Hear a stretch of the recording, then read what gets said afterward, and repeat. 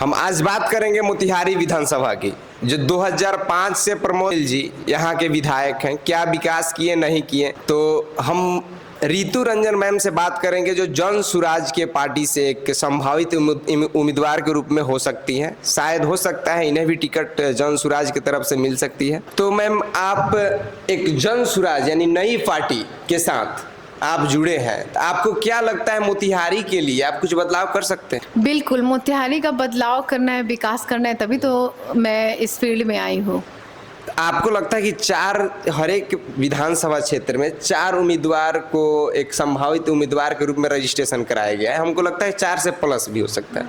तो क्या आपको लगता है कि आपको उम्मीदवार के रूप में घोषित किया जा सकता है? बिल्कुल, क्योंकि चारों लोग एक प्रतियोगिता को फाइनल कर रहे हैं और अपनी तरीके से प्रतियोगिता के लिए तैयार हो रहे हैं। और इस प्रतियोगिता में कौन पास होगा उसका सर्टिफिकेट तो प्रशांत सर ही दे पाएंगे। जो 4 उम्मीदवार आपको संभावित उम्मीदवार है, क्या आप उनका नाम बता सकते हैं? बिल्कुल, कुमार अमित हैं जो सीनियर एडवोकेट है और उनका पहले प्रशासनिक सेवा में भी योगदान रहा है। दूसरे हमारे हैं अंशु जायसवाल, गोविंद जायसवाल। तीसरी मैं हो गई रितु रंजन, और 4th नंबर पे मेरे को लगता है सुधा वर्मा है। तो आप फर्स्ट नाम रखे हैं अमित सर का, जो अभी पटना हाई कोर्ट के, शायद हमारे स्टडी के अनुसार पटना हाई कोर्ट का एक वकील है। हाँ जी। और राजनीति में भी बहुत दिन से सक्रिय है। हाँ। तो क्या आपको लगता है कि उनके सामने आपको टिकट मिल सकता है? देखिए, सारे लोगों ने एक फॉर्म, जैसा आपने बोला, रजिस्ट्रेशन किया, एफिलिएशन दिया है। सब लोग, मैं आपको बोल रही हूँ कि अनुभव किसी भी चीज़ में, या अपनी पार्टी में हो, विपक्ष में हो, सरकार का अनुभव हो, नई चीज़ें हैं, तो आयु जो है वो कभी भी अनुभव की मोहताज नहीं रही है। आप ऐसे अमित सर ज़्यादा एक्टिव नहीं रह रहे हैं जन सुराज के लिए। हमको कैसे फील्ड में उनका ज़्यादा एक्टिव माने नहीं रह रहा है, तो हम, आपको क्या लगता है उनको टिकट मिलने का संभावना है? देखिए, अमित भैया के साथ आपको फील्ड नहीं दिख रहा है। हो सकता है कि बहुत सारी चीज़ें जो हैं, बहुत सारी तैयारियां लोग डिफरेंट तरीके से बिल्कुल, तो मैं उसको चीज़ को जज नहीं कर रही हूँ। तो ये आप नहीं बोल सकते कि वो फील्ड में नहीं है। फील्ड में अब हर कोई एक ही काम करने के लिए तो नहीं है, और हमारा मतलब टास्क सिर्फ टिकट लेना नहीं है। हमारा काम जो है जनसुराज को विस्तार देना भी है, जनसुराज को मजबूती भी देना है, संगठन को मजबूती भी देना है। तो अमित भैया का बहुत सारा काम है जो फील्ड वर्क नहीं है, तो जो आप लोग को दिखता नहीं है। तो इसके बाद आप नाम रखे हैं सुधा वर्मा जी का। हाँ जी। सुधा वर्मा जी एक प्रोफेसर रह चुकी है और उनका पॉलिटिक्स कैरियर बहुत पुराना रह चुका है, क्योंकि इसके पहले आपको तुर्कौलिया से एक जिला पार्षद के रूप में चुनाव लड़ी थी। उसके बाद जाके जीवधारा से जिला परिषद का चुनाव लड़ी, यानी उनका एक्सपीरियंस बहुत रह चुका है। क्या उनके सामने आप क्या ऐसा कुछ खास कीजिएगा कि जन सुराज आपको टिकट देगी? देखिए, टिकट का क्राइटेरिया ओनली अनुभव रहता तो मैं एलिजिबल ही नहीं होती। अगर मैंने आपको बार बार बोला है, आयु जो है योग्यता के लिए मोहताज नहीं होती है। अगर वैसा रहता तो तुलसीदास हमारे 5 साल में प्रकांड विद्वान नहीं हो गए रहते। बिल्कुल, तो ये एक मिथ है जो लोग कहते हैं कि अनुभव नहीं है। हर कोई अपने फील्ड में पहली बार नया ही होता है। और विशेष एक मैडम का जो नाम रखे हैं, उनके बारे में हम नहीं कुछ जानते, उनके बारे में कुछ नहीं पूछना चाहते हैं। और अगला मेरा क्वेश्चन रहेगा, जो बीजेपी से 2005 से जो विधायक, चलिए इतने दिनों का राजनीति अनुभव है, उनका कार्य करने का अनुभव है, क्या उनको आप बीट कर पाइएगा अगर आपको टिकट मिल रही है तो? देखिए, हार और जीत आपके काम पे होता है। ये नहीं कि भाई आप बहुत पुराने खिलाड़ी हैं तो आप रिटायर्ड नहीं होइएगा। ये तो रिटायरमेंट एक ऐसा वर्ड है कि इसमें आप बताया मत करिए कि भाई हम इतने पुराने हैं। जहाँ आप बोलिएगा पुराने, वहाँ पे रिटायरमेंट दौड़ के आपको गले लगा लेगी। ठीक है, जब रिटायरमेंट की बात करते हैं, चलिए इस बार उनका रिटायरमेंट है। आप बीच एक दौड़ में हैं, अगर आरजेडी से अपने आप को भावी उम्मीदवार घोषित कर रहे हैं देवा गुप्ता जी, जो एक युवाओं को मैंने एक प्रेरणा के स्रोत के रूप में युवा उन्हें जानते हैं, चाहते हैं, उनका फैन फॉलोइंग बहुत ज़्यादा है। अच्छा, अगर उनको टिकट मिलती है आरजेडी से, तो क्या आप उनके सामने उनको बीट कर पाइएगा? देखिए, फैन फॉलोइंग जो आप बोल रहे हैं, तो फैन फॉलोइंग पहले से फील्ड में एक्टिव है। तो मैंने जो है देवा जी के ऊपर रिसर्च नहीं किया है। देवा जी को मैं पर्सनली जानती नहीं हूँ, तो मैं कुछ बोलना नहीं चाहती हूँ। लेकिन हाँ, कंपटीशन तो मैं दूंगी, और मैं भी एक युवा कंपटीशन दूंगी। मैं एक फीमेल वाला फीलिंग उनको भी नहीं आने जा रहा है, क्योंकि मैं मेल और फीमेल दोनों को एक इक्वालिटी में रखती हूँ। एलिजिबल है वो भी, जितने बुद्धिजीवी हैं उतनी ही बुद्धिजीवी मैं हूँ। हो सकता है उनमें जो दमखम है, जिस आधार पे युवा उनके दीवाने हैं, वो सो कॉल्ड भौकाल और वो सो कॉल्ड तामझाम मेरा नहीं है।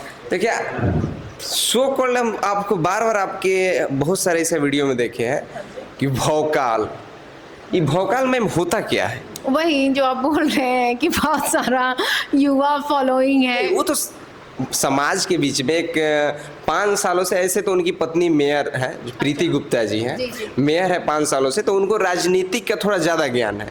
तो अगर कोई उनका फैन फॉलोइंग ज़्यादा है तो उसे तो भौकाल नहीं बोला जाएगा। देखिए, पत्नी इंडिविजुअल रूप से मेयर है, तो इसमें पति बेचारा मेयर कहाँ ही है।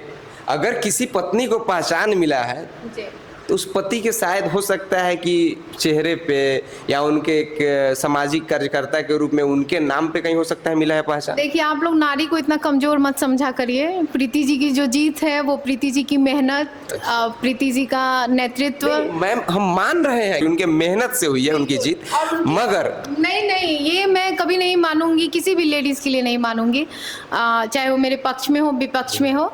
कोई भी औरत है जो धरातल पर आती है, काम करती है, अपना पहचान खुद बनाती है। उन्होंने अगर मेयर के उम्मीदवारी जीती तो इसके लिए वो पूरी एलिजिबल थी। बात काम और क्राइटेरिया पे करेंगे तो कटाक्ष मेरा काम वर्किंग स्टाइल पे आ जाएगा। लेकिन मैं ये कहीं नहीं मानूंगी कि कोई बहुत सारे लोग मेरे को कहते हैं कि अपने हस्बैंड की वजह से कोई आगे, बिल्कुल भी नहीं। नारी अपने आप में परिपक्व है, सशक्त है, स्ट्रांग है, वो पति को कंधा दे सकती है हर काम में। अच्छा, क्योंकि पत्नी जो है, जो होती है, वो कोई भी पत्नी जो औरत होती है, एक औरत पूरे घर समाज को आगे बढ़ाती है। चलिए, इस बात को हम मानते हैं मैम, मगर आपको इस बात को भी मानना होगा कि कुछ ना कुछ पति का योगदान रहता है पत्नी को आगे बढ़ाने में, कि इस चीज को आप एक बैग साफा नहीं काट सकते।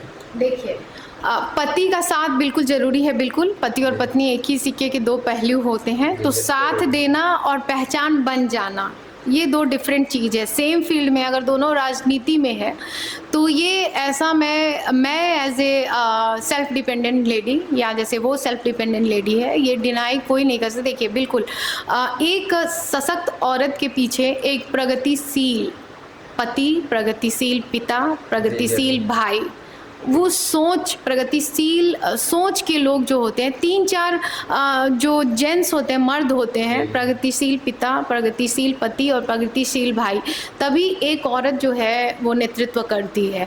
लेकिन एक प्रगतिशील मर्द के पीछे बस एक ही औरत का हाथ होता है। वो माँ हो सकती है, वो बहन हो सकती है, या वो उसकी पत्नी हो सकती है। हमने भी आज तक जितना भी इंटरव्यू लिया, हमने भी जितने भी लोगों से अपना राय पूछा, तो हर एक कोई बोला कि एक ना एक, जैसे कि मेरे इंटरव्यू में बराबर आते रहते हैं पॉलिटिशियन, तो बोला लो कि नहीं, मेरे पीछे एक औरत का हाथ है। तो कोई अपने माँ को प्रेजेंट किया, कोई अपने पत्नी को प्रेजेंट किया, कोई अपने सिस्टर को प्रेजेंट किया, हर एक कोई एक स्त्री का ही उदाहरण दिया।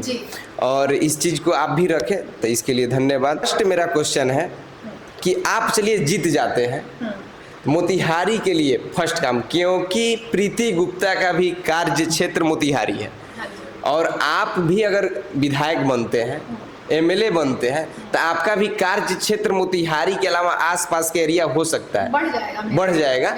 मगर आप मोतिहारी के लिए फर्स्ट आपका प्राथमिकता क्या होगा, कि आपको मैंने किस एथी से हिसाब से, देखिए कि मैं वो काम करी कि पूरे विधानसभा के लोगों को, पूरे लोकसभा तक मेरा आवाज़ पहुँचे और वो कार्य दिखे।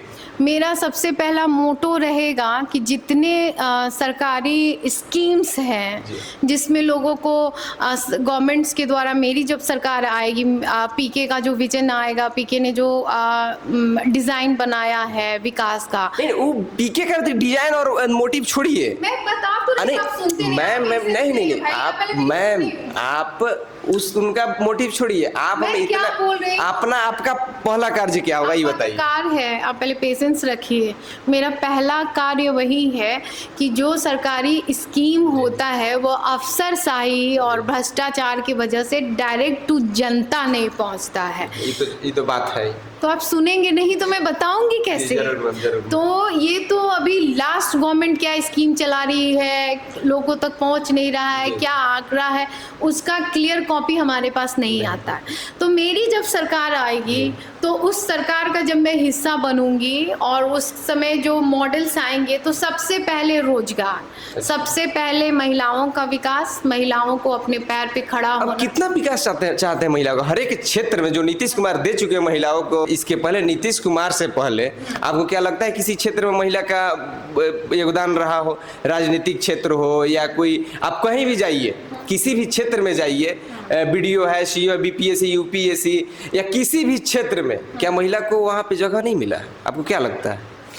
आप पहले बोलते तो है, आपको पेशेंस नहीं है सुनने का। की पेशेंस, मेरा कहना है कि नीतीश जी के गवर्नमेंट में जो हुआ, नीतीश जी जो किस्ती, सो कॉल्ड किस्ती उसको बोलते हैं लोग गांव में, मैं जा रही हूँ जहाँ 50,000 लोग जो लेते हैं उनको ब्याज देने के बाद वो 60,000, 65,000, कभी कभी 70,000 विद जुर्माना होता है। हमारा जो महिला विकास का मॉडल है उसमें हम लोग स्वावलंबन के लिए 1 लाख रुपया पे 4,000 यानी 4% जो है 4% ब्याज सालाना।